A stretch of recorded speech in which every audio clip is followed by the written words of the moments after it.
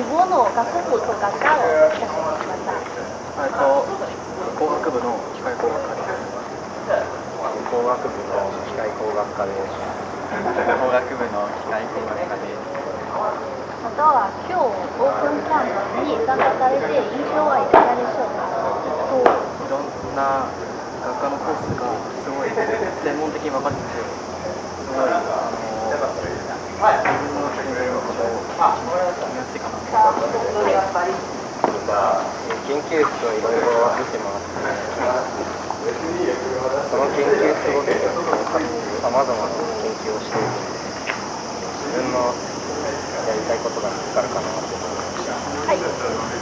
初めてオープンキャンパスに来て、研究室を覗いて、研究室によってもやることがいろいろ違うので、はい。面白かったです。はい。それではまず希望の学部学科について教えてください。工学部の電気電子工学科です。はい、同じく工学部の電気電子工学部です。はい。それでは今日オープンキャンパスに参加されての印象をお聞かせください。今日回ったところで画像編集っていうところもあったんですけど、そこのやってることが次元が飛び抜けてて、なんかすごいなって思いましたね。はい。同じで発表するのを研究室で発表するのを全部見てきたんですけど、どこもなんかすごい内容で、よく自分も大学生になったらあんなことができるならすごいなと思いました。はい。それでは最後に夢や大学に入ってから学びたいことについて教えてください。はい。とりあえず今目指している大学は今言った静大工学部の電気電子科なんですけど、そこで、今日見たようなすごい技術、画像編集とか超電導とかそういうことをできるなら、そういうことを、取得して、将来就職率も高いので目指したいと思います。はい。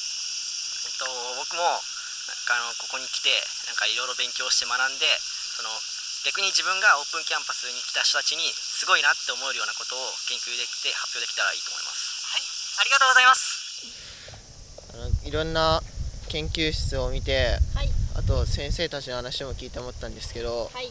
すごい皆さん優しくて、はい。説明とかも面白くて、はい。いい学校だなって思いました。はい、ありがとうございます。それでは夢も含めてここ静岡大学で学びたいことをお願いします。僕は将来コンピューターとか扱う情報系の仕事に就きたいので、はい。やっぱりここでも見学した情報系のやつを学びたいと思ってます。はい。僕も情報系がいいかなとは思ってるんですけど、はい、まだはっきりと決まってないんで、はい、今日の経験を生かして決めていきたいと思います。はい、ありがとうございます。ではまず希望の学部学科を教えてください。化学バイオ工学です。はい、ありがとうございます。それでは今日のオープンキャンパスの印象はいかがでしたか？なんか将来の枯渇しそうなエネルギーとかそういうの夢があって研究するのが楽しそうだと思いました。ありがとうございます。それでは最後に将来の夢や大学で学びたいことなどがあればお願いします。今までは学校の先生になりたいと思ってたんですけど、今日見てそういう夢がある研究もしてみたいなと思いました。はい、ありがとうございます。こんにちは。オープンキャンパスお疲れ様です。今日はどこからお越しになりましたか？掛川からです。掛川から来ました。はい。はい。それでは希望の学部学科について教えてください。情報学部で情報科学科です。はい。工学部で数理システム工学科です。はい、ありがとうございます。それでは今日のオープンキャンパス、どのような印象を持たれましたか？はい、静岡大学の雰囲気がよく分かって大変参考になりました。